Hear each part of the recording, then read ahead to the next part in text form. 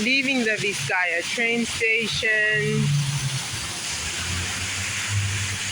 and heading towards the walkway. Yeah, this is very pretty, this area. It's definitely outside of my income bracket.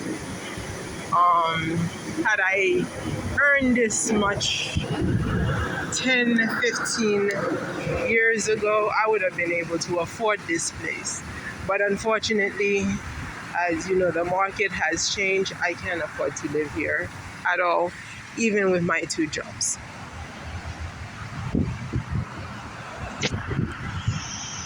Heading to the walkway. So I guess I will lead you on to that walkway. I made space on my phone so that it is possible. Looks like there's a detour.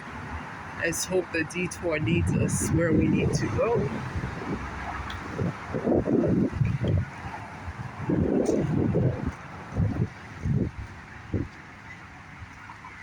A great little field day. I used to do this when I first decided that I was going to be a lab technologist. I had to take some chemistry classes that were here at the hospital. Mercy Hospital is where they were located, on the other side of the bridge. I won't bring you to Mercy Hospital, but it's wonderful on the other side. If I thought this section was beyond my league, definitely the other side is far beyond my league. I would have been able to afford it back in the early 90s when I was in college. But when I was in college, I was a poor, non-working student, okay?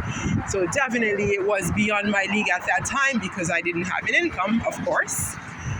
And now it is definitely beyond my league. Is this a place I would live? I like it. It gave me that student vibe. I'm walking up the way. Yes, there you could see the train station beyond, right? It gives me that vibe that I really liked. That like my college years. That was like the vibe of my universities that I went to. But there's nobody. So again, even some things that may be on your league, it may be difficult for you to feel comfortable there, to live day after day after day, if you don't have a family. And what do I like about it? There's a Catholic church, which, is like a community to me, right? And that was where I actually gave my first donation. Not my first donation, but I guess sort of like to the nuns themselves. How many years ago? 2000, that was around 2007? No, not even 2007. 2005, I think it was. I came here and gave my donation to the nuns in that church. And I used to like coming to this church. When I was younger, not when I was in it, a year and a half ago and beyond that, I was always so inclined by church environment. So that was one of those churches that made me feel that welcoming. You see the pathway? Isn't it beautiful? Look at this. This is Vizcaya, guys. The pathway from the train station for free. Oh, let me show you. Guys. How you could just, from above, look at the garden below. Wow. And just in case my phone drops, it's accessible as if it's a park where I could go and find my phone if it drops to this depth, and actually maybe recover imagine if my phone drops like British here, I could recover at least part of the video. Okay, if it were to drop, but I'm sure I won't drop it. Isn't this grander? This is definitely an ambiance that I like. But then again, isn't it something that you want to bring kids to, your family, your loved ones to? Even in my youth, it was just a place for me to come. When I was in my early 30s, Yeah, it was just a nice place to come, but I didn't have, like, I guess, the family to be able to fully enjoy showing this. That's how I used to feel. That's how I had felt like when I went to France many, many years ago. Don't want to even say how many years ago. I went to celebrate their bicentennial, and my baby sisters were not with me. Obviously, I went with my school, and I didn't make much friends. So I definitely felt lonely going to Europe. It's like I didn't have any siblings, younger siblings, any family really to share my experience with. So it didn't feel right. But hey, I guess I should have been used to it by now. But I still feel as if life is not fair. Like I deserve better in life. I worked hard for better, but nonetheless, I got the scorn, so I gotta live with the scorn. Isn't this beautiful? Somebody's backyard. I told you this was always like beyond my league. Unless, like, back in '85, these things were like so affordable. I have a colleague of mine who's a teacher whose mother had purchased her a home, but she was older, so she was of age back in '85, I think, or late '80s. Her mother purchased her a home in this area for like 135. So you see how affordable they were. Think back in the '80s, man. Yes, I wasn't able to. I was definitely a kid then. But back in the '80s, to imagine how affordable Miami was. Yeah, Miami went up and down. It's very what they call stellar. It goes up and down when it comes to affordability. But right now, with this inflation, who knows if Miami is ever going to be affordable ever again.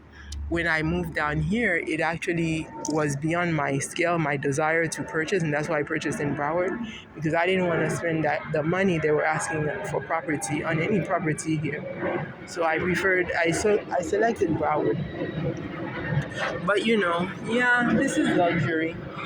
Had I selected to live here, I mean, how would my life have been? I probably would have been pretty depressed, because I chose like a harder life by electing to live at at a black community per se. And that was my choice. I didn't have to. Um, I chose the harder life because I saw how my life was going. I didn't know how to combat the spirits of attack because I was under attack when it came to male behavior around me, and I did not know how to fight back that spiritual battle, that racist spiritual battle. And to this day, I still fight it, but at least I know it's something spiritual. I know how to ignore men because I know they're going to behave racist. I know they are going to grab the nearest light-skinned woman to put me down. So I know uh, how to handle that. Basically, you just ignore them, pretend they don't exist. Basically, that's the best way to do it. But when I was a youth, it was a shocker when I was faced with this kind of behavior, not really knowing why, especially because when I went to college, there was a difference in a shift in behavior towards me from the mockery of go back to Africa blackie that I experienced in elementary school. In high school, the males got sort of confused, and they didn't know how to approach a dark-skinned woman. So especially because I was always on the honor roll, so they sort of like backed off. So I did not expect the behavior that I encountered when I came out of college. So yeah, so I had to sort of fight it. So I chose to live in a black neighborhood to sort of learn on my own. It was educational for me. Yeah, I didn't have the luxury of living in a luxurious place and then now I'm making millions to sell it. I didn't choose that because my life as a dark-skinned woman in South Florida was not one anybody would want to live when you don't know the future of social dynamics, and so psychology and sociology is not your thing. It's really hard. So this is Vizcaya. Welcome to Vizcaya. I've been here. I have pictures on, I guess, Facebook. The school principal had brought us inside of Vizcaya itself, which is old. Like it belonged to this guy called Deering, John Deering, I believe. That he built this estate back in, I guess, the 1800s, in the turn of the century. So it looks like some kind of palace or something that you go and you visit. So it is now a tourist attraction. They make lots of money in it. One of the things that they do a lot in here is pictures for young kids. You know, the Spanish girls celebrating their quinceanera. They come and dress pretty and they take pictures in the gardens of Vizcaya. So this is on the bay. So beyond that, you will have the beautiful Atlantic Ocean. So it's like built right on the bay. So it's quite a beautiful property.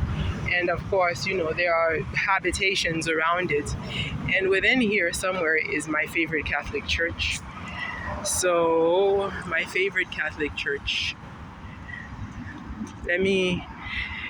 So I actually did enter here for free because the school paid for it. The principal used the budget of opening school budget to treat us well and bring us here. We ate inside of here. You know, it wasn't anything extravagant where we ate. I had, right through here, ate in this building right here.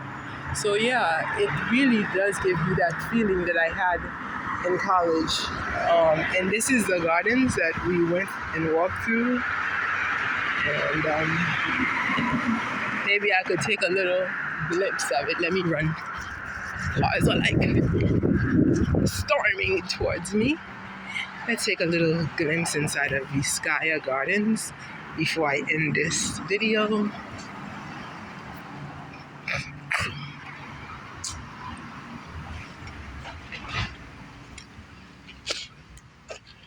So we go through here, and at some end, of course, you know, they're gonna have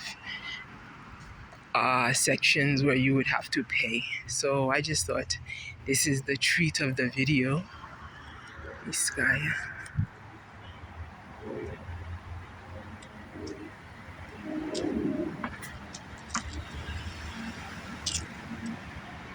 Cars come through here, and there is a parking inside.